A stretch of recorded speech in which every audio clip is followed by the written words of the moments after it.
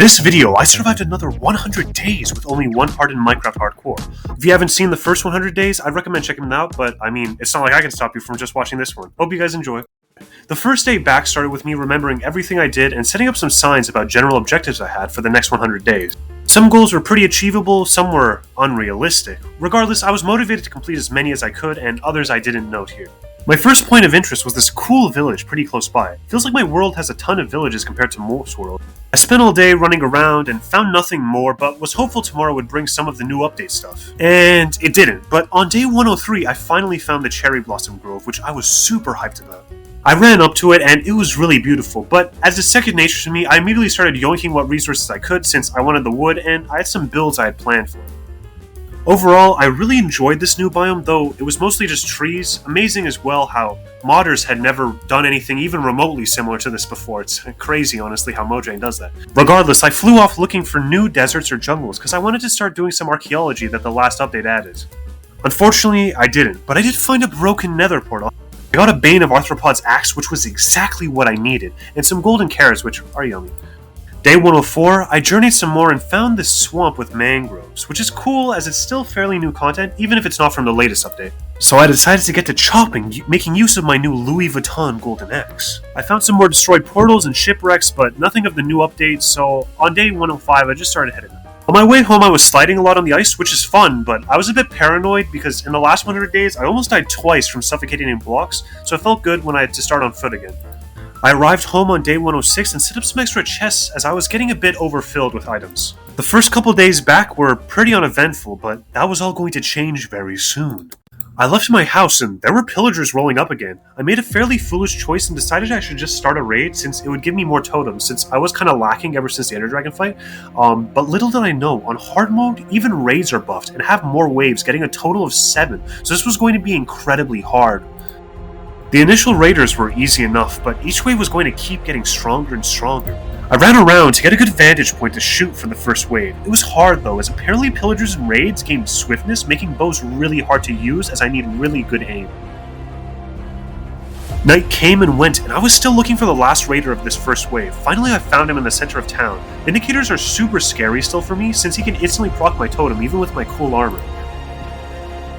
Fortunately though, with my 100% accuracy, I finished him and beat the first and easiest wave of the 7 wave. Only 6 to go. This was going to get really hard. I popped a golden apple as I didn't realize yet there were still 6 waves left and I thought I'd only have a couple more waves left. Alas, I started dealing with the second wave of raiders.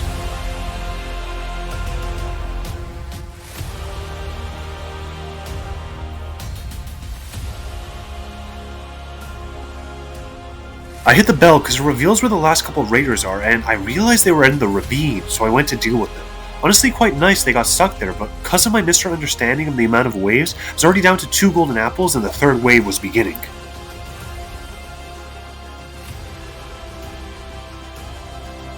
I ran around trying to find them and saw them stuck in my animal pen. I was feeling quite happy, almost like karma for improving my animals' lives. Then I got a devious idea.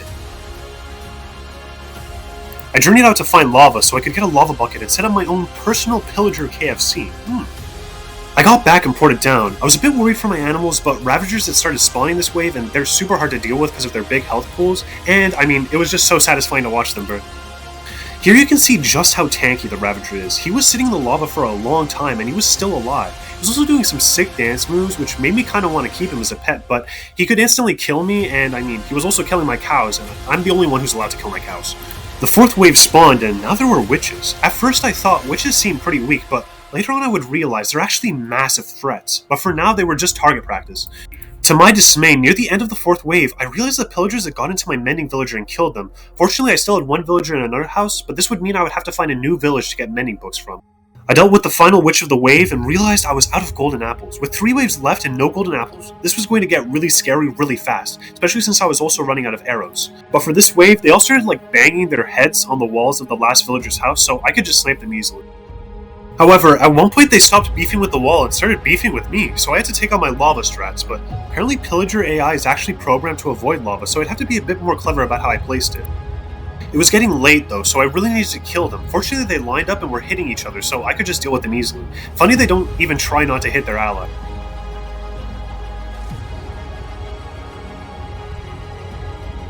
I forgot to update the day tracker the next day, mostly because this was super tense. I was out of absorption parts, and I only have one totem left, so if I get combo, the run could easily be over. I kept trying to get this pillager to go into the lava with his Ravager, but he really didn't seem to want it. Like, come on dog, we're out in the tundra, surely you need to warm up a bit. The next wave spawned right in front of me, and it was really scary. I was almost out of arrows, so I devised a clever plan. They all seemed to be grouping around their spawn for some reason, so I decided I would pour lava down and hope they wouldn't move. The lava moved really slowly, so I'm going to speed it up a bit, but even sped up, you can see just how slow it's moving.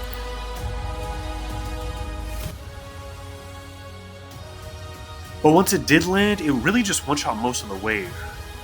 I realized in all the commotion, I'd forgotten to update the day for a bit, so it's now day 11, and I also realized the many villagers' old house was burning down. Well, I mean, he won't be needing it anymore, so I guess it's alright. I chased down and beat the last pillager, and was now on the last couple waves.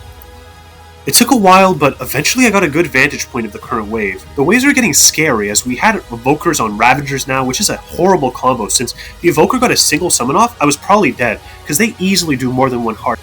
Eventually, I dealt with some of the Ravagers, and I found the rest of the Pillager crew not able to understand how to break blocks. Fortunate for my villager, but unfortunate for me, as they started coming at me.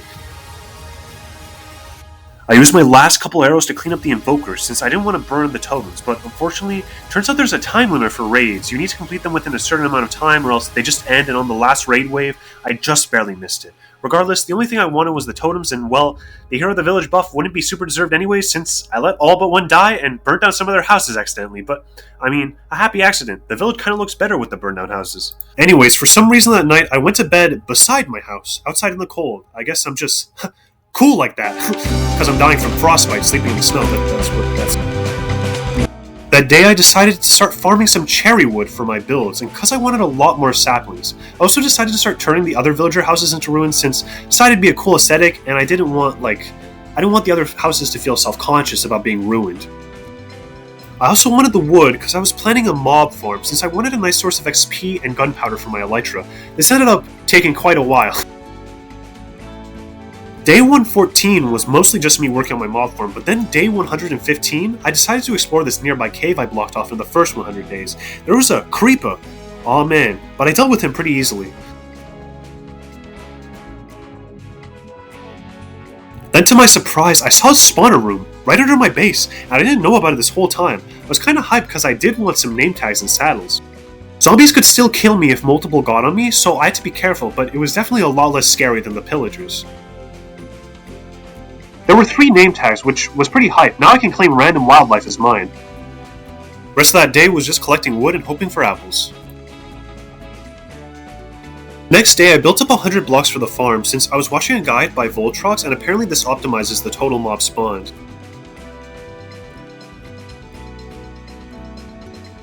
Day 118, the mob farm was coming together pretty nicely, but I ran out of deep slate, so I was getting creative with the blocks I had left to try to make it look at least a little decent. While I was setting up the water, however, I realized something really dire. I'm in a cold biome, and that means the water is going to freeze, and if the water freezes, the farm simply won't work, because I require the water to push the mobs down into the shaft. This is also an issue, because in Minecraft you need something hot to prevent the freezing from happening, and in Minecraft that's just torches. It's really unfortunate they never paid me for the copyright to my mixtape, as that's also pretty fire. However, I devised a brilliant plan, surely showing I'm equal in intellect to Einstein, or even Joe Biden.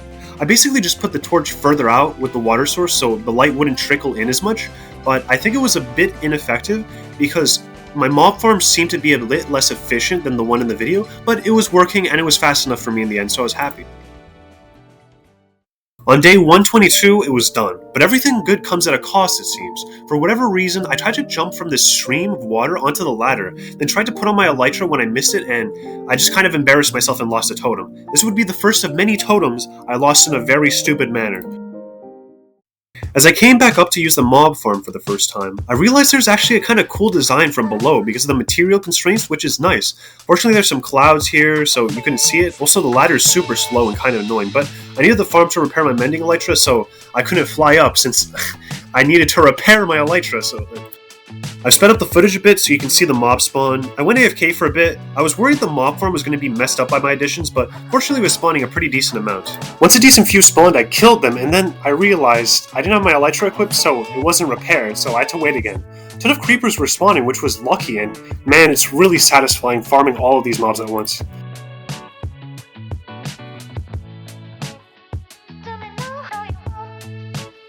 I got a bunch of gunpowder, so I decided to leave, but man, it's so beautiful jumping off from so high, especially because of my tower and all the builds around.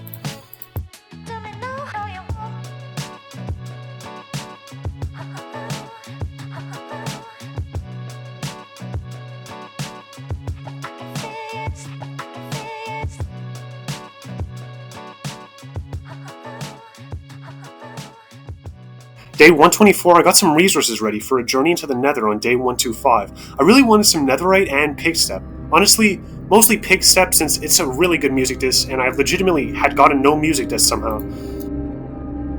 I built a bunch of beds to farm netherite, but after exploring for only a little, I found a bastion, which was really surprising to me, so I decided to build over to it. This bastion was kind of scary though, because hoglins could spawn due to the biome, and I wasn't quite sure where the piglin brutes were, so I had to find a safe way to enter. I was mining into the main part of the bastion, trying to find a safe spot to loot from, and some brutes started beefing with me, or, well, I guess porking with me. Fortunately, I had time to block them off and kill them.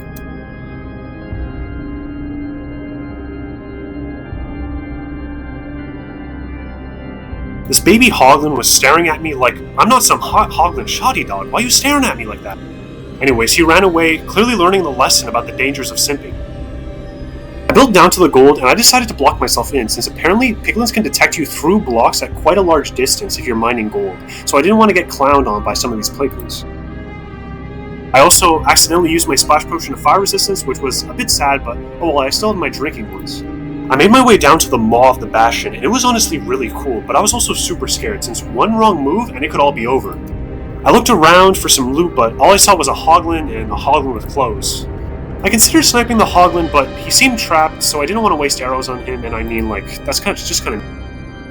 I decided to start mining around, following the sounds of piglin brutes. I ended up finding a gold block. I made sure to clear out the area around in case this was some sort of trap set by Herobrine or Notch or something. Once I mined it all, the piglins got hella pissed. They could just sense through the ground that gold had been mined, I guess.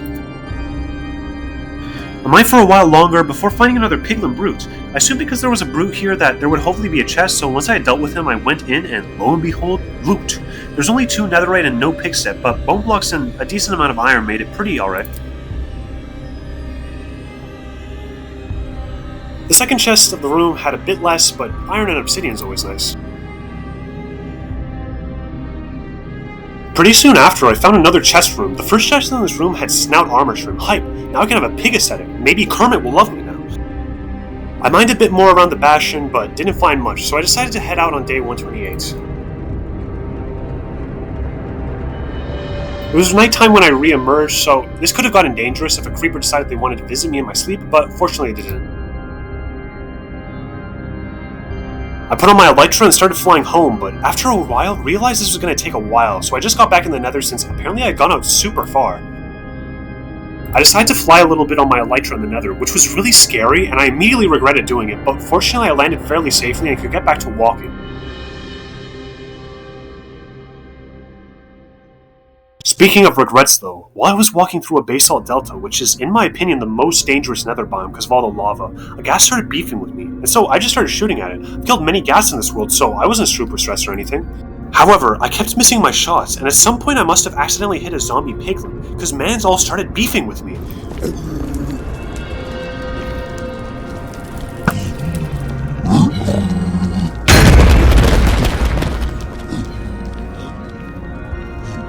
This was insanely scary, and I genuinely thought I was going to lose the whole run here, with the ghast shooting at me and dozens of pigmen coming from me.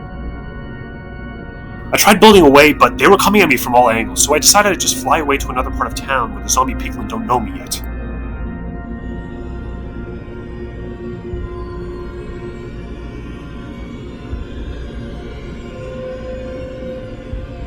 The flight was incredibly scary due to the jagged nature of the basalt delta. I could have easily died here, but fortunately I found a decent spot.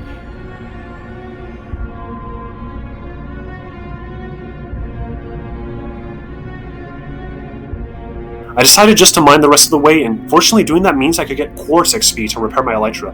Unfortunately for me, as per usual, I forgot that I needed my Elytra equipped to have it repaired, but later I realized that and it got repaired a little bit.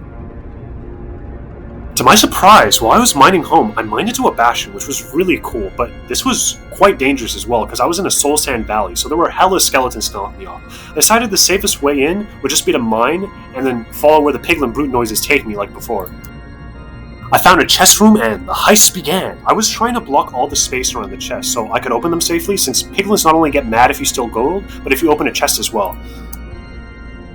I eventually got the first chest and it had pretty mid loot, other than the snout pattern banner, which is pretty unique. The second bigger chest was a bit more tricky, so I had to cook some pork chops first before I could get to it. Eventually I did get into the chest, and there was some nice stuff. Netherite upgrade template, which since the new update is apparently required for upgrading armor to netherite. I explored a little bit, and I took a kind of risky play where I went to the center island, immediately getting pummeled by a skeleton, but fortunately I could clear out the remaining piglin brutes, and the skeleton seemed to have just jumped on the lava. Guess he wanted to become a wither skeleton or something, but that ain't how it works, dog. The chest was straight trash, I'll be real, but at least I got nether wart, which was kind of needed since the nether fortress I went to didn't have any. I found another chest which has some alright loot, but also pick step. And I decided it was about time I headed to the overworld to celebrate my victory. I also realized I forgot to update the tracker for a bit because of all the stuff that was going on, so it is now day 134. I was hoping to find a desert to see camels because I love camels, and also sand would be quite nice for my glass addiction. I spawned in a cave which isn't exactly a desert, but at least there weren't any wardens nearby, but even if there weren't, I still decided it would be safest to mine straight up as I didn't really want to go through a cave currently. I returned home on day 137, and I'd visited a bunch of landmarks like nether portals, but nothing was really new, so I just showed me arriving home. I also had a ton of stuff in my inventory and shulker boxes, so I had to get to organizing all this stuff. Organizational montage time!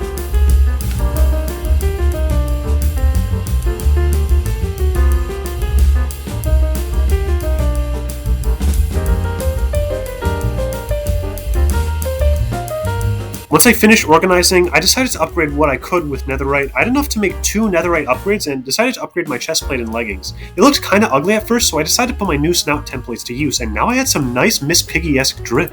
I really liked the snout trim with the gold, and honestly, surprisingly, having the mismatch of diamond with netherite kinda worked, and I really liked my armor set. Later I set up my netherwart farm under the shadow of the mob farm, which I thought was a kinda cool aesthetic. The next day, I decided to go farm some mobs since I really needed fireworks and to repair my elytra, so yeah, I went AFK for a bit again. Also, I was kind of confused by this, because I would see many mobs just jumping up and down once they fell, which seems weird. Like, surely their legs would be broken by the fall. Like, if you know why this happens, like, please tell me in the comments, because I couldn't find out why. Once I was satisfied with my farming, I headed back down to my house, but there was a creeper hiding in the woods that tried to beef with me. Apparently, I guess the leaves were blocking out enough sunlight for a creeper to spawn. Aw, man. Once he was dealt with, I built a jukebox so I could play Big Step. Yay! My cats were not particularly hyped, but I was pretty happy about it. I left it playing as I torched up my cherry grove, as I really didn't want another creeper to spawn, as that could be devastating. Honestly, I was super happy with how the space had gone, but I felt like I was finished with this area, so I planned to travel to a new land as 1, I'd experience more new update stuff, and 2, I had some biome-specific ideas that really wouldn't work in this cold weather. I slept with my music on and woke up doing a couple spins for God knows what reason. I decided the next day reinvigorated from Pigstep to explore for a desert. However, before that, I came across my first pillager outpost of this world, and man, still is one of my favorite natural microstructures. I don't know why. I think I just enjoy towers. Who would have thought? Anyways, I landed and freed the iron golem that they had captured. To be honest, I wonder how they even captured an iron golem, given how strong iron golems are and how weak pillagers are, but he was free now. I beefed with some of the pillagers, but realized my shield wasn't very effective since a lot of them had the enchant piercing on their crossbow, which ignores my shield, so I decided to ask a favor of the iron golem and had him deal with them. And again, this makes me wonder how he got captured in the first place, considering how he's rolling them. I headed to the top and opened the chest, hoping for some obese loot. There was a goat horn, which I'd never seen before, which is kind of sick. Apparently this was brought in the cave and mountain update, and there's a bunch of variants with different noises. You can hear me play it here, slightly out of sync, which is why you don't get more in-game audio from me, as usually I'm playing some background music that will get my video copyright claimed and kind of makes everything sound hella. The rest of the day was me looking for a desert, and after many thousand blocks traveled, I finally seemed to find one. It was getting late though, so I had to take a nice little nap. Snore! I smacked my head upon landing, but almost immediately found a camel, which kind of made up for it. Decided to name them Chamomile. Also, apparently camels don't require a taming process. You just put a saddle on them and they're happy to be rode. Because it kind of makes sense since the camel was already tamed by the village. They also have hella goofy movement, where instead of jumping, they lunge forward, but get really tired for a bit and can't run as fast. Chamomile was very useful though for exploring this desert, which I guess makes sense as to why the villagers were using them. I found a desert pyramid, which was really exciting, since there could be archaeology stuff here, but immediately upon coming in, a skeleton started attacking me, and he was actually hitting for a decent bit of damage, so I was kind of scared. Unfortunately, I just reflected an arrow back at him, which annihilated him. But then another skeleton came out on me, but he was a bit easier to deal with since, I don't know, maybe he was just the dumber brother or something, I don't know. There was pretty trivial loot in the chest, so I just left. I also didn't have a brush to clean off the sus sand, so I plan on just coming back later. I tried jumping over this gap, but just kind of embarrassed myself. My footage also kind of got messed up here, so it looks weird. Regardless, it took a while to get back up. By the next day, though, I was up and went to deal with the pillagers. I got a new horn sound, and you can hear it here.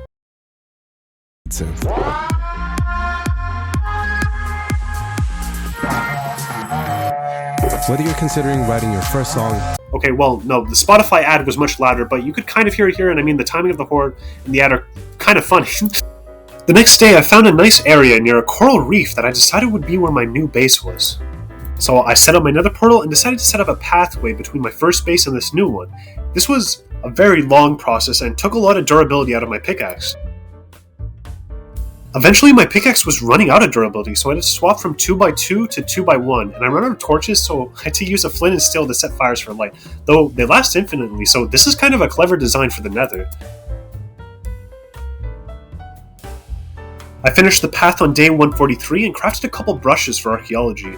Then I checked how long it would take for me to fly directly to my new base in the overworld, and this started me getting lost for a very long time. Day 144, I got back to what I thought was my new base's desert, but it had a pyramid in an area I did not expect. Regardless, I decided I'd test out my new brushes here. I found my first suspicious sand and got hyped as to what my first loot would be. Whoa, I wonder what that is! TNT! I mean, it's decent, but like... Excited with this loot, I brushed some more loot and got a diamond and some pottery shards, which are actually really cool. The next day I found another pyramid, but I felt like I was in the wrong desert, but I mean, I could distract myself at least with some fun archaeology.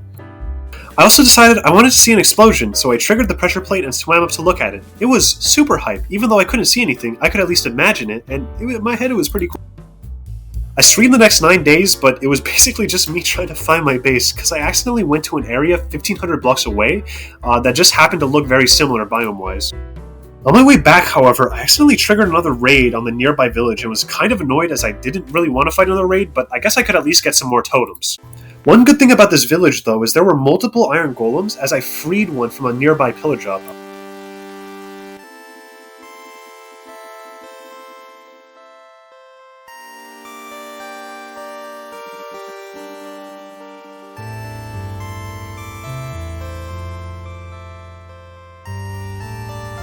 On a later wave of the raid, I decided to just dip since the iron golems and villagers were pretty much just dead, and I had gotten already a bunch of totems, and I couldn't really deal with the rest of the wave, so I dipped.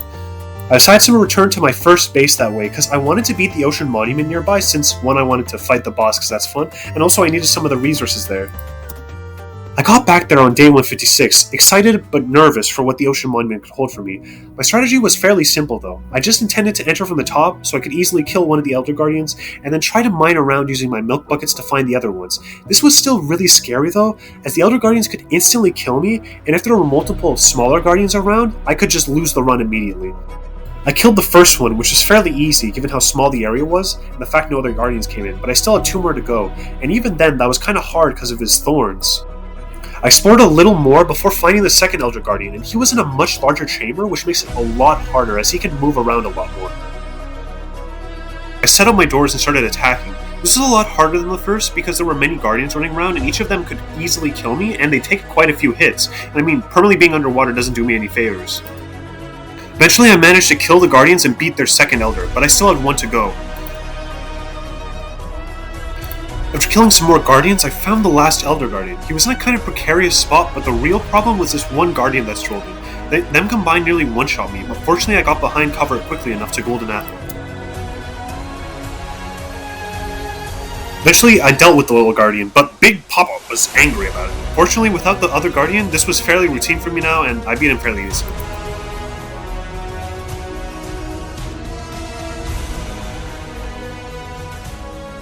I left for the time being, as on day 158, it seemed my inner arsonist had taken hold, as I was burning down more of the village houses, as I wanted more of a ruins aesthetic. I mean, at least it's kind of pretty to watch. I pause so you can see a little burning time-lapse here.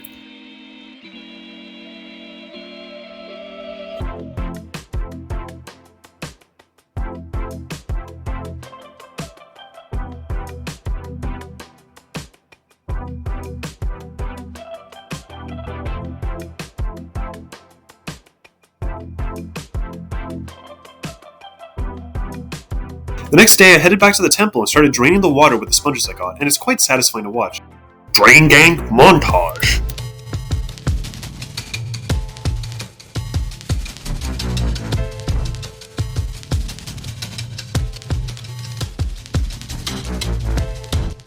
At one point, while getting my drain on, a guardian got all its water removed and was just flopping on the ground. I thought it'd die, but apparently guardians aren't like other water mobs in Minecraft and can survive on land. And honestly, they're almost harder to deal with when they're flopping like this because of how fast they move.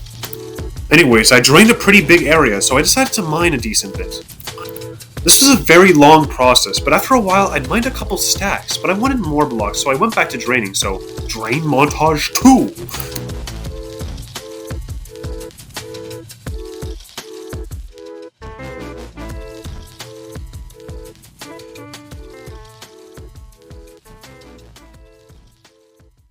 Later on, when I was mining a bit, I suddenly lost a totem and had no idea what had caused it. For whatever reason, my immediate assumption was something above me did the damage, but as it turned out, there was a guardian shooting at me from behind that I didn't notice. There were two of them that could have possibly spelt the end of this run. That put me on the edge for a pretty long while. I ran out of sponge, so I had to head back to my base to dry them out, and decided I'd take a little detour to my mob farm since my elytra was hella low. It'd be kinda silly if I broke mid-air and fell to my death. I waited for a large group and then annihilated them. It's always nice beating so many mobs at once, but the day was coming to a close, so I had to go to bed. Honestly, at this point, I was really surprised as to how much I had done, since I'd gone to multiple piglin bastions, beat an ocean monument, and beat multiple raids. We'll just say I beat them. I mean, I tried my best. Anyways, on day 162, I seem to have been going a bit crazy from waiting on my mob farm, so I put a little toy to play with. It's just a trapdoor, but my simple ape brain seemed quite amused. Genshin Impact gameplay aside, I returned to the Ocean Monument for a third epic Drain Montage. This process was incredibly long and tedious, however, once it was done, I had drained out a massive area and could now finally mine all the blocks I could need. By day 165, I was done mining and was also out of food, so I decided to get out. I collected an absolutely ridiculous amount of prismarine, and both my shulkers were basically filled with Ocean Monument blocks. Regardless, I headed home, and it felt nice to no longer be soaking wet and cold. My next plan was to head back to my new base and start building it up, but unfortunately, as it would turn out, my nether portal there opened up into a random cave system, which is a bit annoying. Fortunately, I had previously built up a path on another trip here, so I could just swim up. It wasn't the most beautiful swing, but it got the job done. This other portal would become a problem for me later, though. Foreshadowing. I finally got back on day 166 and could put back all my prismarine. Honestly, it was really satisfying to see all these blocks in one place. On day 167, I started building up the base. I decided I'd start with the cherry wood since it was quite pretty and I wanted to try the new block. I built a little path to the coast of my personal island. This started to start building a little bridge to make travel easier and so Chamomile could come over. The bridge was hella ugly at first, but over time started looking pretty good. And by day 169, nice! The bridge was done and looked pretty good to me, so I started getting to building the main base. I started with placing some stairs as I wanted to build this kind of suspended water village place I thought would be pretty cool. Day 170, I decided to add some prismarine roots to spice up the island, and I think they did pretty nicely. I then later set up the framework for the first village house and named the town Islo. The name was a work in progress that I later forgot to change, so that's the name. By day 172, I had finished this first house and set up a nice little park for the village and to sequester the excess carbon dioxide in the air. That they look really nice with the two interlocking trees. Day 173, I added some hanging lights to the tree and whoops, fell in the water. I was doing that a lot in the village. Fortunately, there aren't any krakens in the water or anything. I also decided to set up a viewing area to look at the town progress, and even just to start, it was looking pretty good. I'll give you a little time lapse after it's all built. Day 174 and part of 175 was just collecting resources like glowstone. However, I started working on a little port that day. I didn't finish the port for a while though, but it was mostly done on 167. The same day I started putting that prismarine to use for the centerpiece of my village. To be honest, I spent a lot of time making the roots nice even though I wasn't going to see them very often, but it's nice to have them. Day 177, my progress finally hit the surface, so I no longer needed to drown while building, at least temporarily. I continued building for multiple days, and I was a bit worried that I would mess up this build, since I spent a lot of time collecting the blocks for it, and I imagined it would look really nice.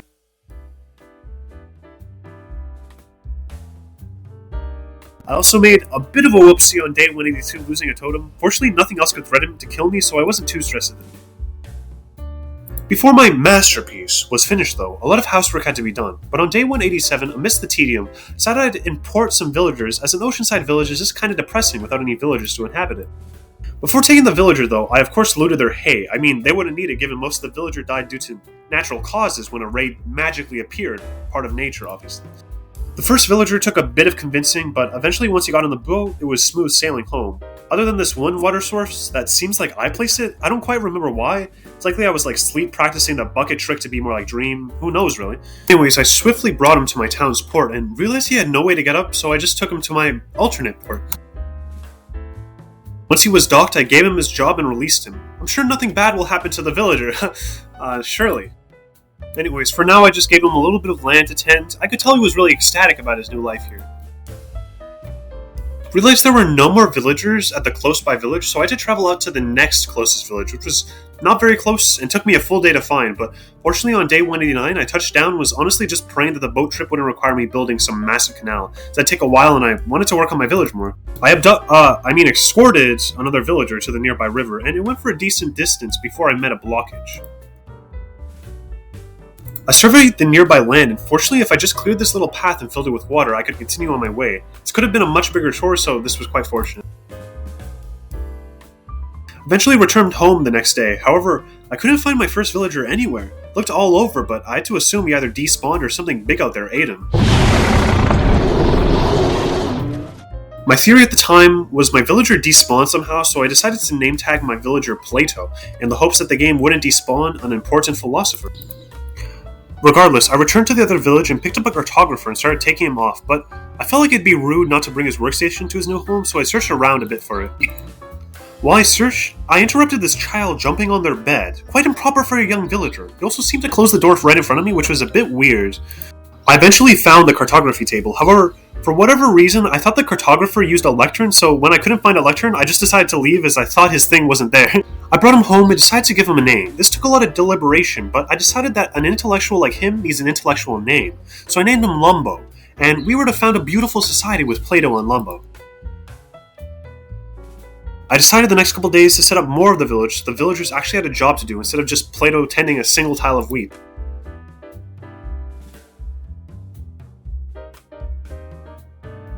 I finished it on day 194 and I felt pretty good, so I decided to free Plato so he could tend to the crops. However, I made sure to keep Lumbo in his boat temporarily as I wasn't sure if we'd still lose villagers due to not despawning, and if Lumbo was lost, our society would surely collapse with it. Plato was really digging his new space. He had a weird way of walking on the bridge, but alas, what else would you expect from a philosopher? That same day, Plato somehow ended up under the great tree, which is incredibly dangerous. Who knows what could be lying out there? I tried to save him, but he really wasn't making it easy, so I just left him out there, confident he'd be safe until tomorrow. The next day, it was easier to get him into the boat, but he was still acting weird. I don't know if it's his farmer genes making him want to harvest the fruit from the great tree or what, but it was weird, and I was considering calling Notch to ask him about it.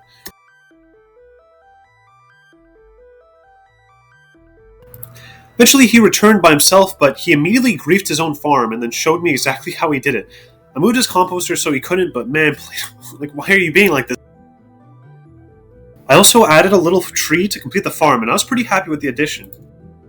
Later that day, I decided to start working on a second house, since there was only one house and it was kind of small. It was going so well that Plato even came over to check it out, then proceeded to run away.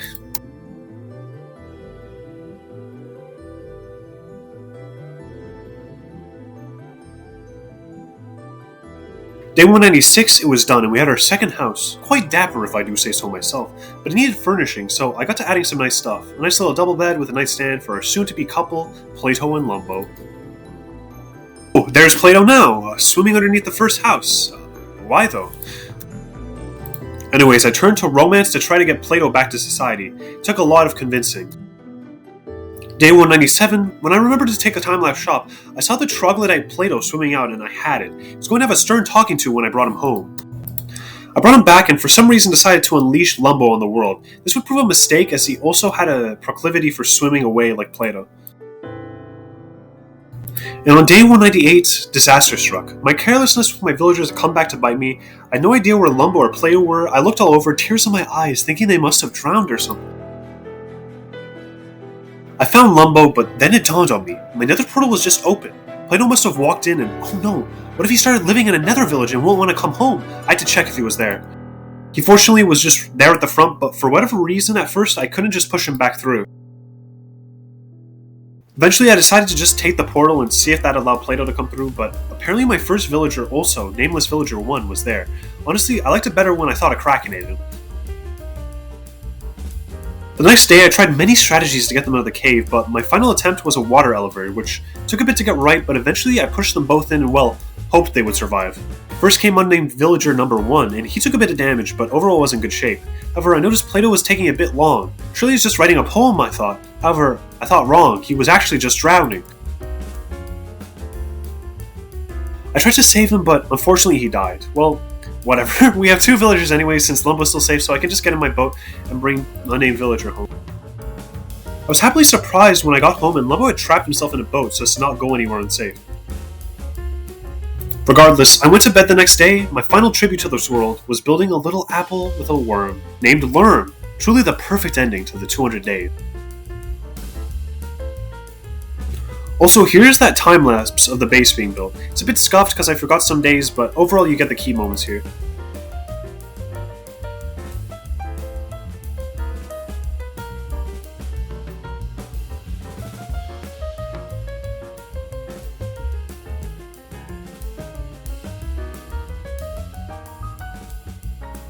Anyways, I hope you guys enjoyed, and if you want to see more of this or want to tell me anything else, feel free in the comments. I hope you have a nice day.